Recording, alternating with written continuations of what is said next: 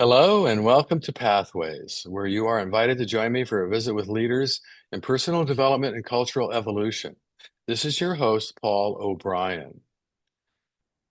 Now, before we begin today's conversation, if you are troubled by discussions of suicide, you may want to skip this episode since that is the subject of today's show. Suicide is the 11th leading cause of death in the US, but help is available and can come in many forms. Today on Pathways, we look at the power of art to educate, connect, express, and heal. Our guest is Dr. Diane Kaufman, the founder and director of the Hold On campaign for suicide prevention. She is a poet, artist, internationally award-winning lyricist, humanism-in-medicine awardee, and retired child psychiatrist with over 40 years of clinical experience. Diane is also herself a suicide attempt and suicide loss survivor with bipolar II disorder. Her story, Bird That Wants to Fly, inspired an opera and is narrated by actor Danny Glover. She is dedicated to transforming trauma and despair into life-affirming creativity. Dr. Kaufman has extensive training and experience in the therapeutic use of poetry and story and is also a certified Expressive Arts Educational Facilitator. She has just launched the Talking Back to Suicide podcast to share lessons learned from invited guests, lived mental experiences, and expertise from invited guest healthcare providers. Diane resides in Portland, Oregon. Well, hello, Diane, and welcome to the Pathway Show. Oh, thank you so much. Glad to be with you. Now, leaving your personal story aside for a minute, let's start by asking a general question that probably is more relevant in the state of Oregon than most places in America, and that is, does suicide ever, in your opinion, make sense for anybody?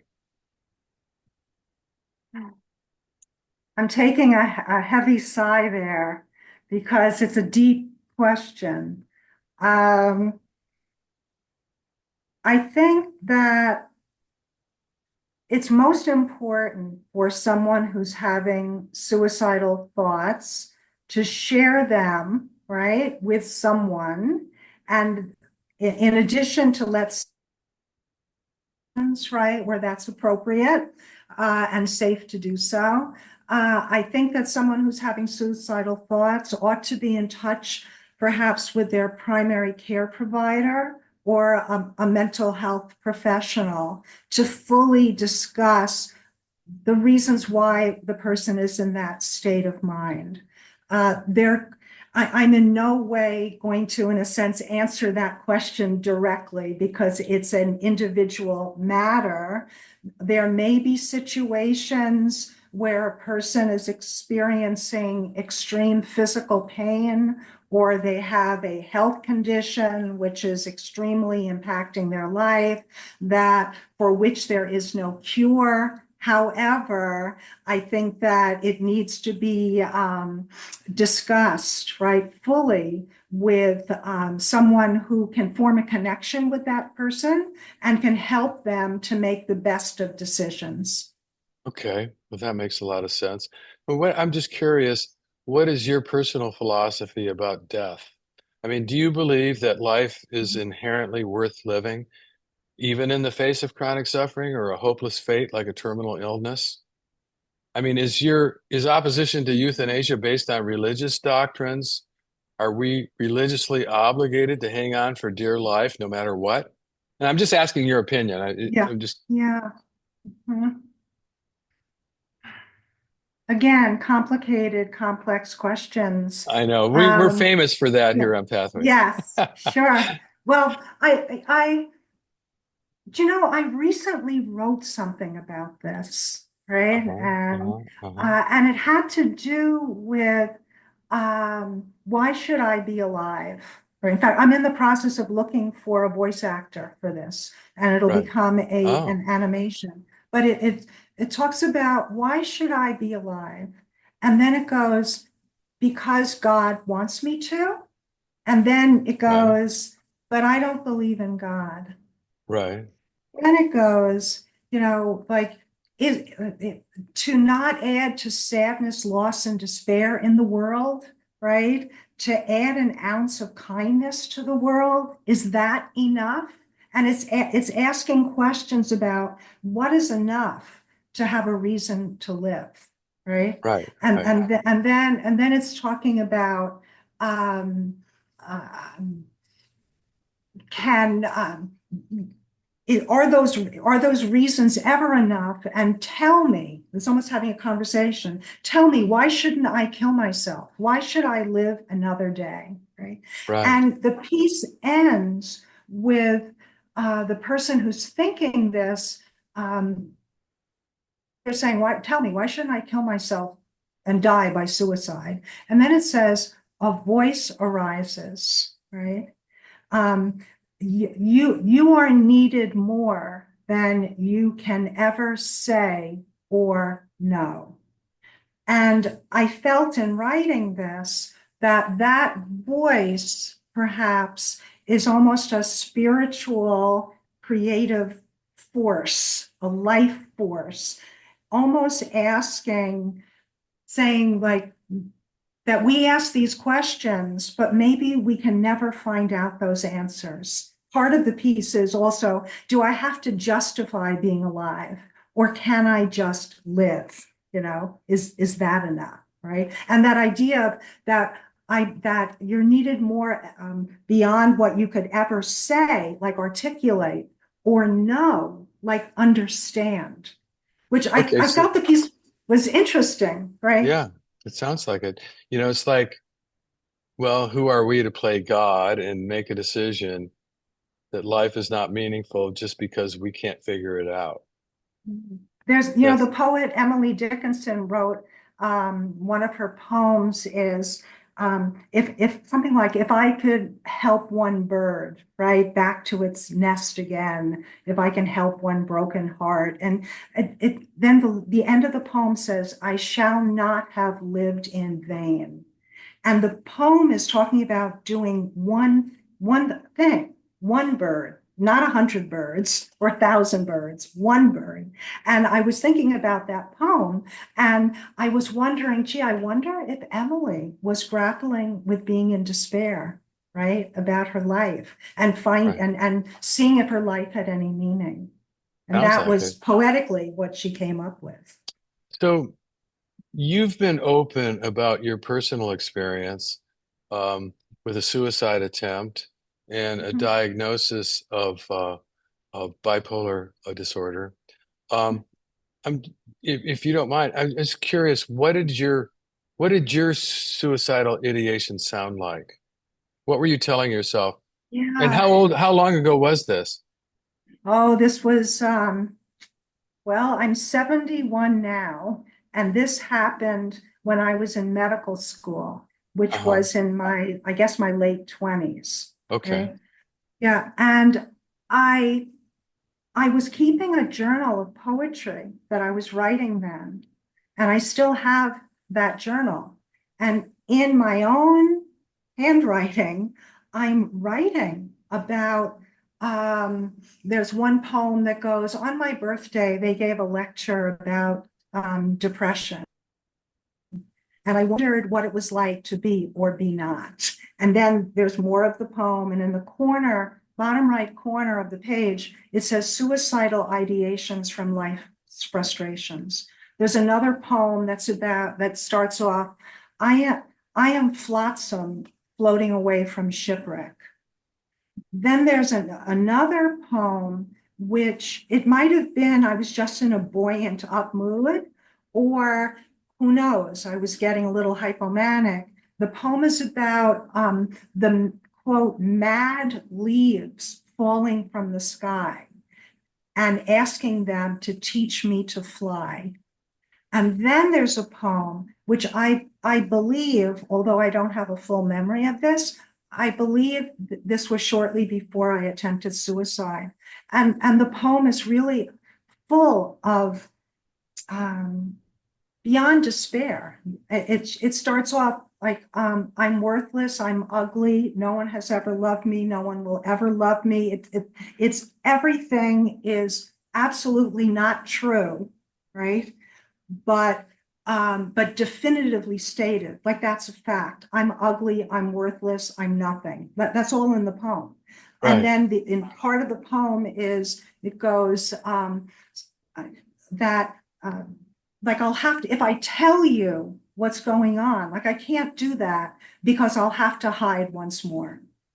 So it's encapsulated of really of emptiness, hopelessness, and I think also there was like self-loathing Right. going And on. do you attribute this to your Yeah. childhood upbringing or to the rigors of medical school, or is there some causative factor that you could point to that's external or that conditioned your Yeah. psychology?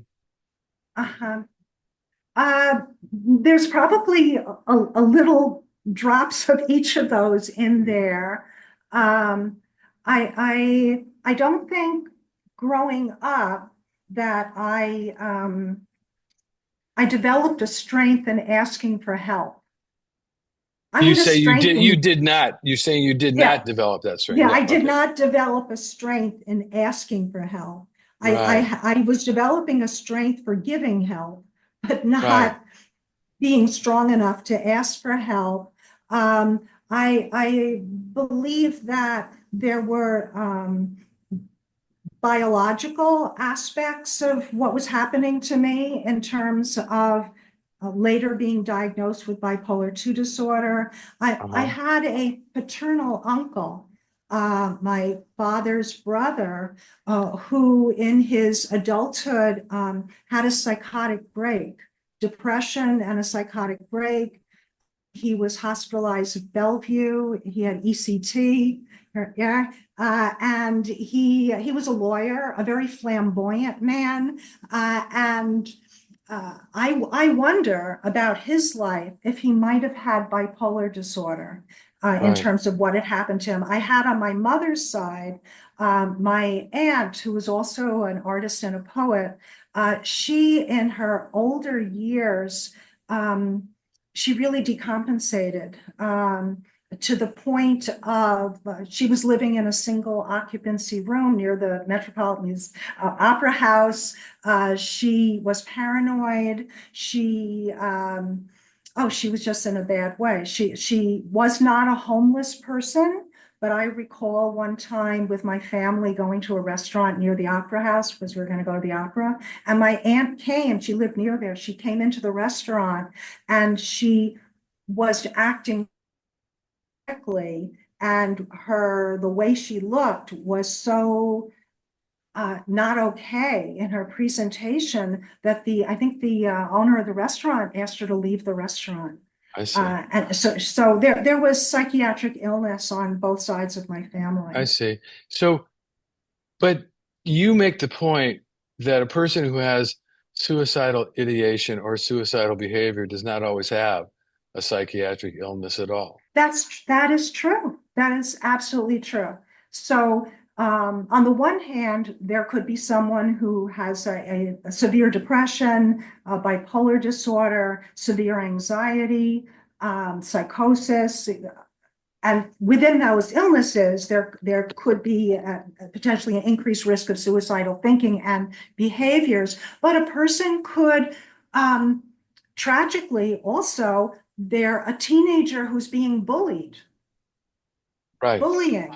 There Hmm. could be someone who has been raped, domestic violence, relationship failures, financial devastation, a job loss. There could be external factors that are going on, which not one thing alone, but that thing in combination with other events or personality factors, Right. or lack of social support, or lack of awareness of what's going on. Yeah. And then another factor is having a weapon, having a gun and having life stressors, whatever they may be. If you have that gun, you're at increased risk of killing yourself. Amazing. Isn't this a great, I mean, considering that gun owners are some of the highest category of people who commit suicide, isn't this a great argument for better gun control? Well, absolutely. More people kill themselves with the gun Then, than the gun is then used to kill other people. I know it's just amazing. You know, there was a comic called Yeah. Jim Jeffries who he's from Australia and he does a number on gun control. And he talks about the illusion that, well, this is going to protect me and my family, as opposed to, well, you might be having a bad day, and everybody's got a bad day once in a while. And oh, Yes, it's yeah. pretty funny, but it's kind of sad And, too. Paul, another thing I'd like to bring up is whereas sometimes the suicidal thinking can be either ongoing or it's been happening for a week or two, right? Leading up to the suicide attempt. But there are also times when the suicidal thinking is like the light switch. Suddenly, within seconds, the person is thinking this way, Right. right? And And like you then you point have, out, yeah, yeah, I was going to say, almost like you point, inexplicable. Yeah. yeah, but it could be a reaction to severe stress that's been happening over time, relationship issues, financial problems, or just trauma from having been Yeah. abused and that kind of thing. And you point out in the book that people who are most prone to commit suicide have come to a point where they see no way out other than killing Yeah. themselves. They just feel trapped, or maybe they're Mm-hmm. just reacting impulsively. Um, it's pretty incredible. How do you, what about countries like I understand Switzerland, anybody can go there if they have enough resources, they can go there and arrange for doctor-assisted suicide, whether they're terminally ill or not. Do you know anything about that? How did they justify that?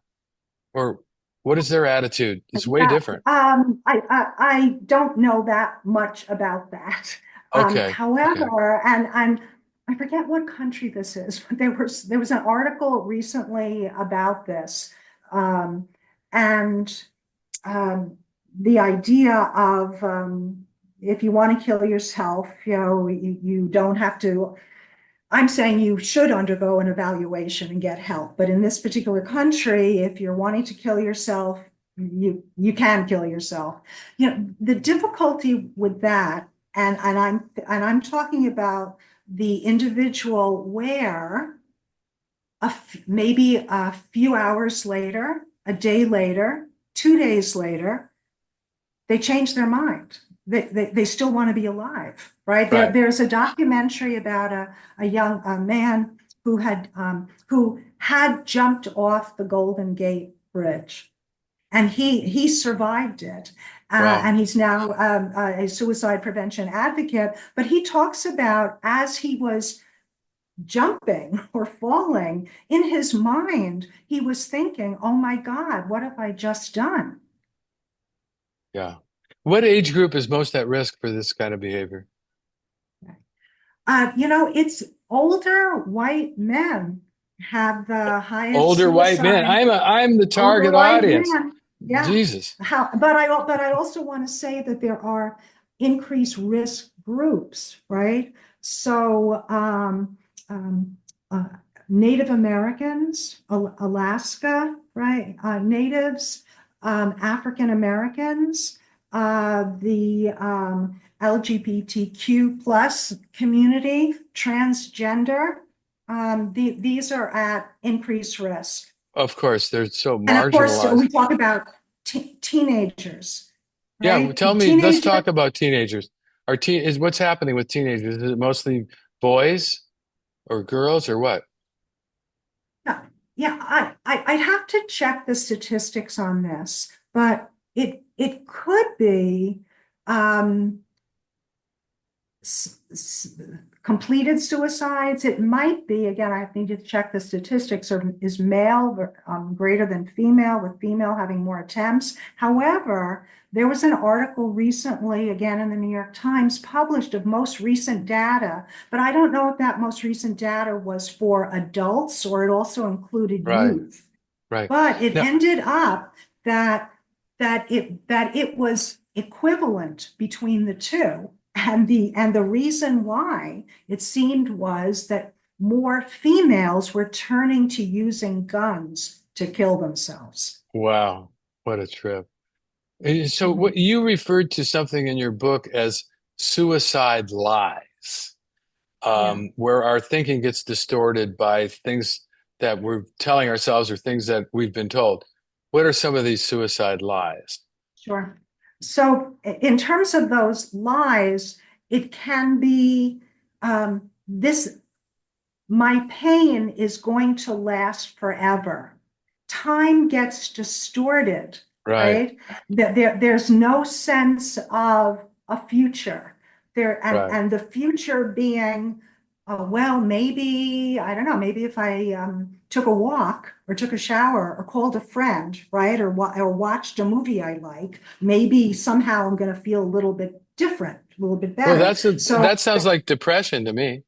yeah, that Yeah, there's only this excruciating moment. There's no memory of, in some situations, like I have felt this way before, right? right. And That's I right. have somehow gotten through this before, or Right, no problem. What I was trying to say before, but I didn't articulate it the best way, is that there's no sense of problem solving.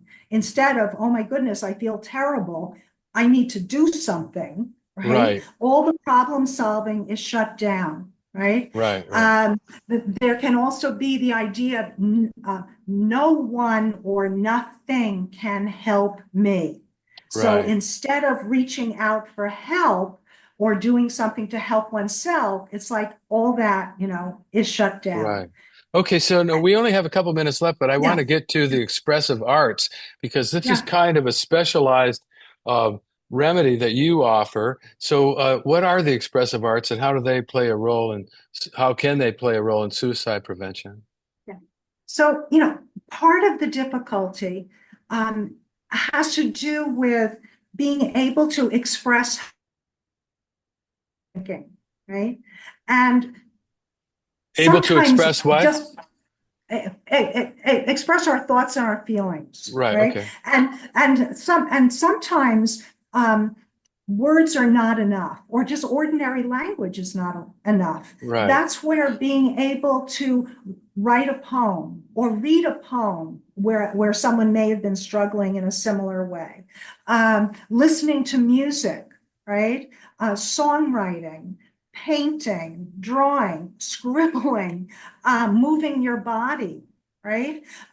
Reading a book, even the idea of like mythology, storytelling, uh-huh. having another narrative of what's going on. Hmm. They talk about the hero's journey. So to be a Right, hero, there has to be obstacles, right? And then right, there's the overcoming of the obstacle, and then there's coming back from that gift, which is the lesson learned with others. So the expressive arts are all those art ways that we can express ourselves and then share it with others.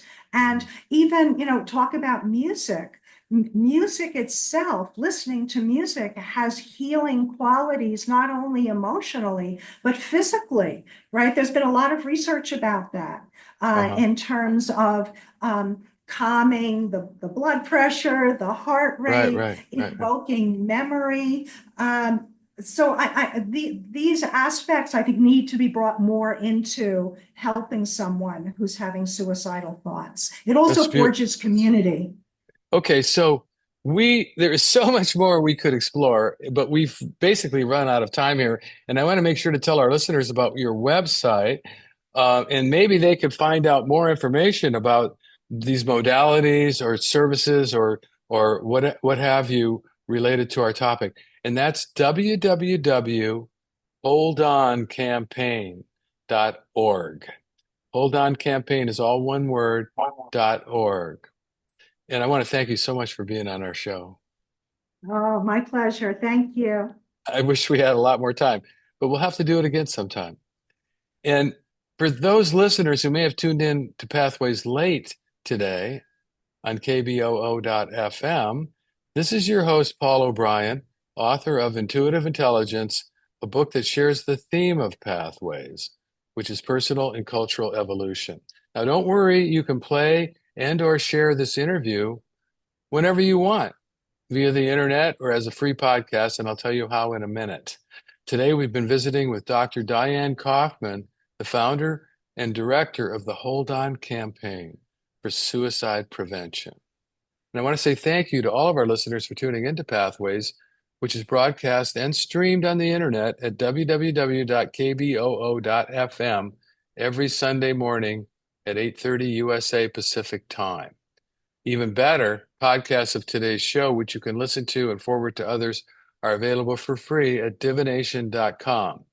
That's spelled DIVI nation.com, as well as via iTunes, Paulo's YouTube channel, and other free podcast servers.